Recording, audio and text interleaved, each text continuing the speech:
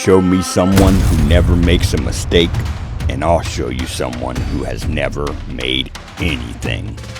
Those who say it's impossible should get out of the way of those doing the impossible. Rock stars, this is episode 15 of Stuck on SawDust. What's up, you badass rock stars? I hope y'all are ready to have some fun. In this video, we're gonna be making this modern shelf. This thing is badass, and wait until you see what they're asking for this. This thing is 32 inches in height. Each individual shelf is 22 inches tall, and the width of each shelf is 16 inches. The space in between the shelves is 10 inches, and the overall width of this piece is 25 inches. I'm gonna be switching this project up and putting my own little spin on it, and I'm gonna be using some veneer, and it's gonna be freaking cool. So I hope you're sitting down, because this is gonna get exciting, and we're about to make some serious sawdust.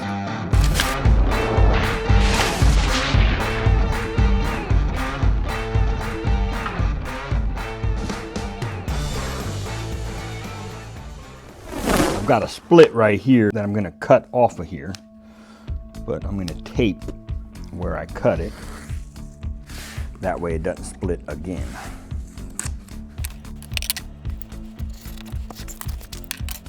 We're gonna make the height of our total piece 30 inches. So I'm just gonna make a mark on my plywood just to reference where I need to be.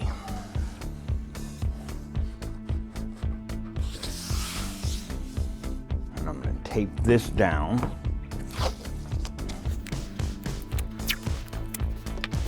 And I'm gonna pull down 31 inches on my actual veneer.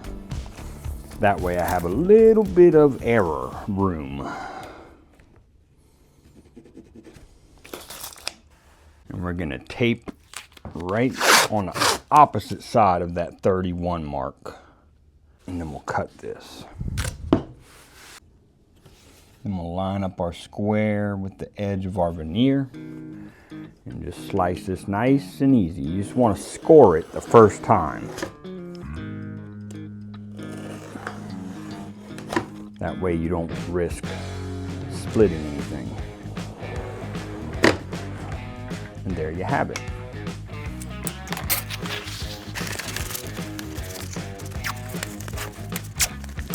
And we'll put this up for another project. So I want my overall width for my shelf at 7 inches.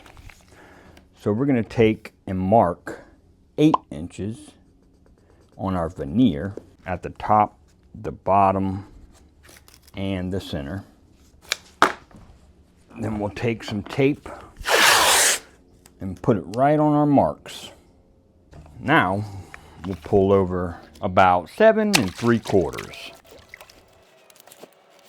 And a quick way to just get a rough line to follow is line up your tape measure back here with your mark and over here with your mark, and just scribe a light line. We're just going to cut right on the other side of this. We'll veneer it to our plywood, and then we'll ultimately cut it to 7 inches at the table saw. That way we get an accurate cut, because cutting it with a knife isn't quite the most accurate way, but it'll work for right now.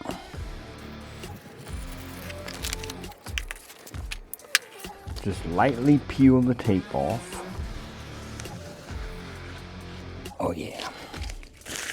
And I like this side, so we'll glue this side here down. But first, let's go ahead and get our plywood ripped to 8 inches. We're gonna rip 2 of them.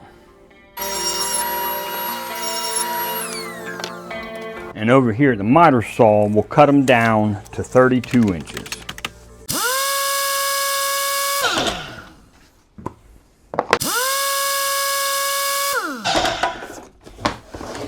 Now meet me back at the table saw. Okay, so we just want to lay out some protection for our saw, because we're about to do a big glue up. Now, take the piece that you're going to glue your veneer to and make sure that you got it clean of all dust, debris, and everything. And you want to get all of your clamps ready for this piece. And just like every other woodworker, I never have enough.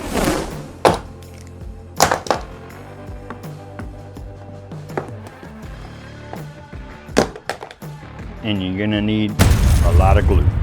And pick up one of these little knives, these putty knives or whatever, at the big box stores. They're pretty cheap. They're not very expensive.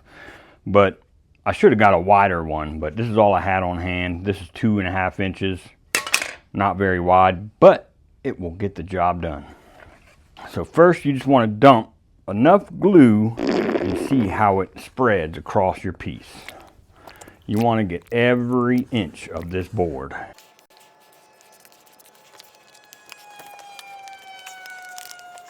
Make sure you get your edges really good.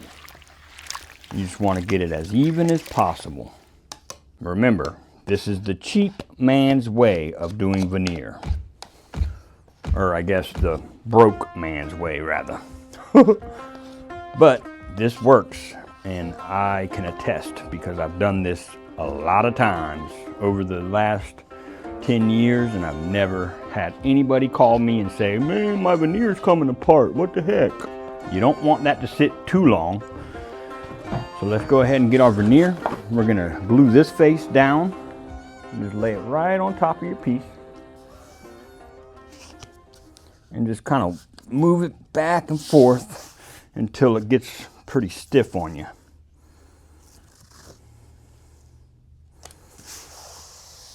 And then just take and rub it in like this. Just like this. Rub it in nice and good.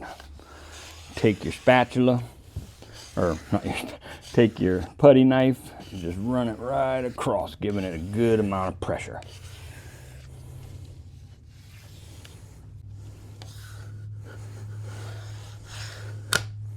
Now, for the fun part. We cut the exact same size piece to sit right on top of this. And you're gonna wanna clamp pretty quick. And see how our clamps go almost to the center? So that's a good thing. Because that means we're gonna get clamping pressure throughout this whole piece. Go every 4 or 5 inches or so with a clamp. You could also take a couple of cauls, and what they do is run across side to side and put them on the top and the bottom, and you could do it that way. But in this case, my piece is only 7.5 inches. My clamps pretty much cover all the surface, so I'm not too concerned. And I'm sure I'll get some hate comments in there, but hey, to each his own. All right guys, so we're gonna let this dry, and I'll meet you back here tomorrow.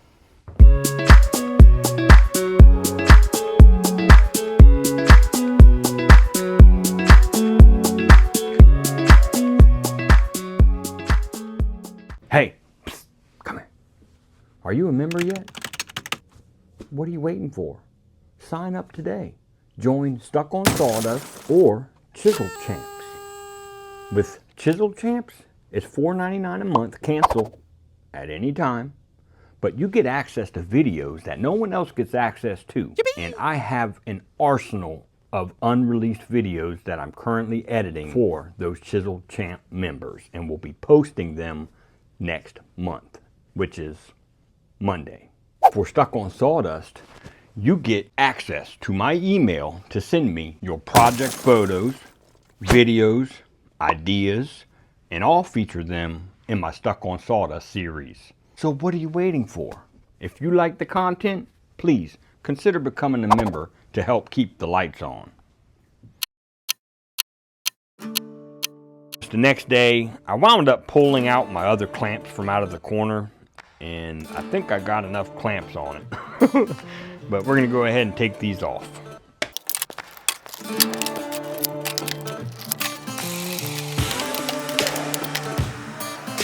All right, so what I've done is I put a piece of tape over my blade here, and I taped this edge of my veneer.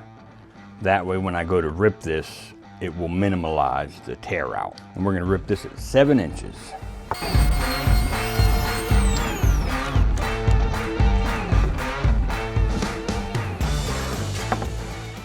No tear out whatsoever.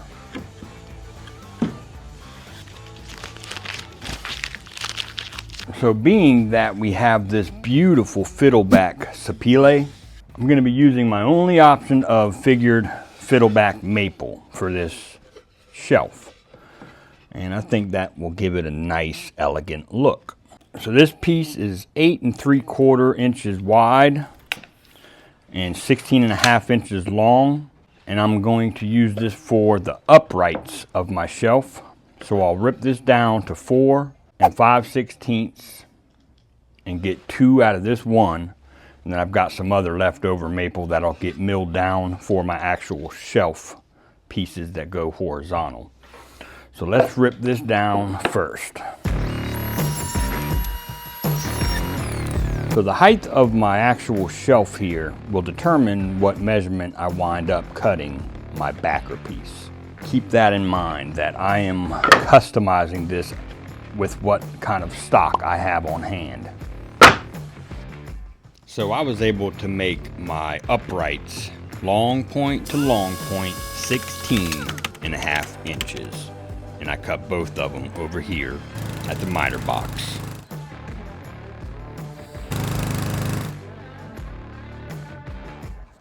So here, I'm just doing some not so specific mathematics. I'm just kind of gauging where I want to cut my backer right here. So we're going to cut our extra piece of plywood at 25 inches. Let's take our sides here. Line this one up with your top, and this one here, line it up with your bottom. Now we'll measure what we've got from this long point. We got 8 3/8. And then from this long point, we've got 8 3/8. Now here, to check our center, which is where we're either going to be dead on or way off, we're going to take our square, butt our stock, and just make a mark here, and make a mark here. And let's measure this piece. It's looking pretty promising, so we'll find out. We've got, look at there, 8 3/8. So we know that we need to cut our actual piece at 25 inches. And that measurement comes from our height of our shelves being 16.5. So that's spot on. So we know we need to cut our piece 25 inches. So we'll pull down 24 inches. Just make a mark there and make a mark here at 24 inches. Put our piece of tape on that 24-inch mark, set ahead, which is on this side of the line. That way when we cut at 25 inches, we'll be cutting through the tape and minimizing tear out, which this veneer will tear pretty easily. So just mark 25. Let's head over to the miter box. So when cutting my veneer on the table saw, I always have my veneer down so the blade makes contact with the veneer first. Because if the blade makes contact with the back of your plywood, it tends to want to push out, and that will cause way more tear out with the blade pushing against your veneer. So we'll flip this piece so our veneer is facing up on the miter box and make this cut nice and slow.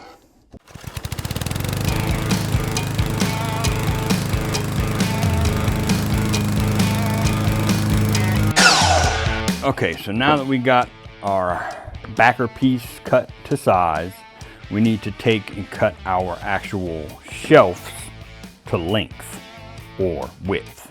So our backer is 7 inches, so we'll go long to square, 14 inches on each of our shelf bottoms and tops. Let's go to the miter box and cut these at 14 inches long to square. So we'll pull over from our long point 14 inches, we're going to set up a stop block. So just line up your blade with the mark you made, so you're cutting on the opposite side of the blade. Take yourself a stop block and lock this down.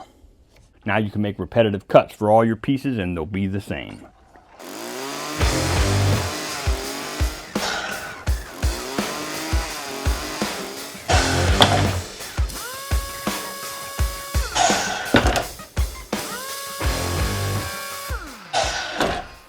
So now it's time to glue up our shelves. And we got our pieces for our top shelf laid out across the saw. And we're just gonna put some tape right on our 45 miters.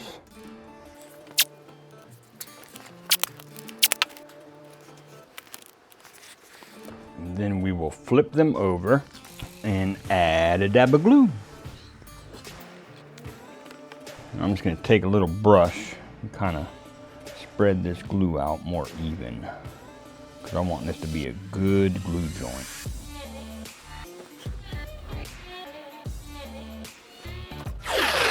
You want to get a piece of tape ready to hold our top in place.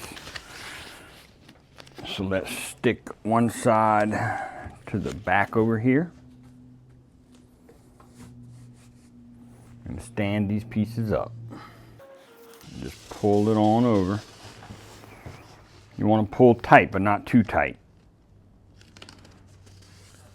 And just double check everything for square. That looks marvelous. And go ahead and clean up any glue squeeze out. That glue squeeze out becomes a pain in the ass when you go to put finish on. Another thing that helps is just take a piece of scrap. It doesn't have to be any particular size, and cut it down to your in-between measurement here and here, and just slide that right in. And that'll help keep it nice and square. So we'll set this aside to dry. And if you wanted to, you can add some screws to this piece if you had some plugs, or if you wanted to make some plugs. I'm not gonna do that because I think once I attach this to my backer, it'll be strong enough. I mean, you can even do like miter splines if you want to get real creative with it, but I'm not going to do any of that for this video. So I'm going to address what a lot of you are probably thinking right now. What am I going to do about the plywood showing here? Well, check this out. Check this shit out, boy. I am going to add some edge banding out of some of this curly maple. And I'm just going to rip it down to about 3/16 of an inch, right under that. So let's get this rocking and rolling.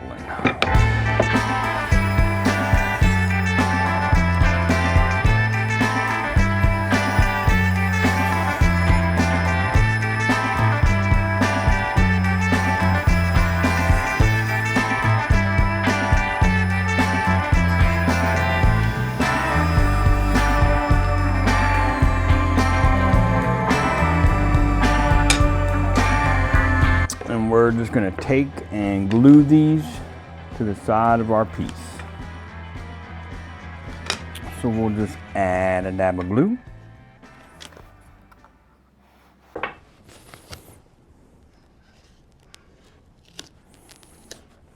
And yes, I realize my piece isn't quite long enough, but by the time I'm done sanding it all, you won't even see that joint.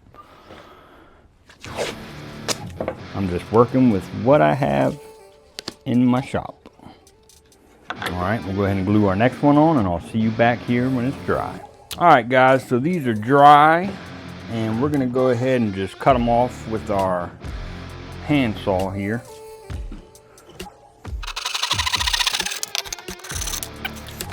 Now for the fun part. We get to sand down everything. This is gonna take a little bit of time, so I'm gonna speed this up and I'll see you back in just a minute. We got everything sanded down. I've got my top shelf laid out, and this is the back of the shelf. And I'm gonna take my backer, here's my top. I'm gonna spin it to where the backer is facing down and line it up flush with your edge here and square to your top shelf. And just double check and make sure everything looks good. So we're gonna take some glue. Don't need much, just a little bit of glue here. And we're gonna add just a couple of 1.5-inch brad nails to hold this securely while we pre-drill for our screws.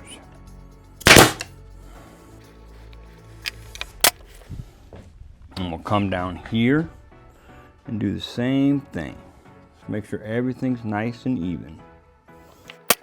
We'll scoot that up a little bit and bring in our bottom. Just line everything up nice and flush. We'll start at the bottom here.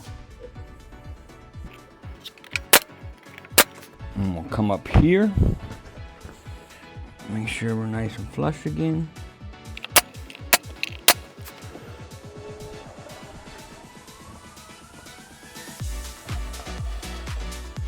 And there you have it. And I am going to add some trim screws to the back here. First, we're going to pre-drill. You want to make sure you get all the way down into that maple, because this maple will crack because it is super figured maple.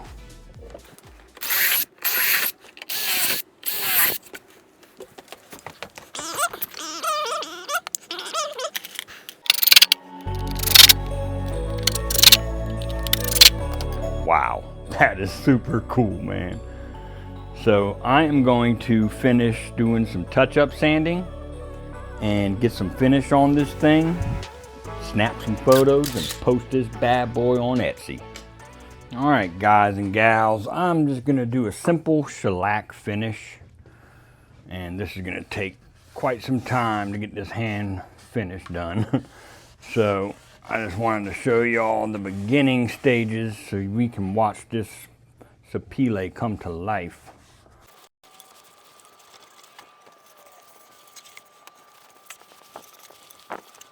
Wow, look how good that's already looking, guys.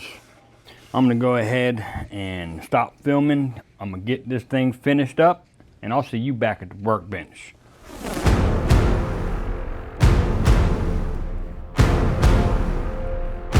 I want to talk about theirs for a minute, okay?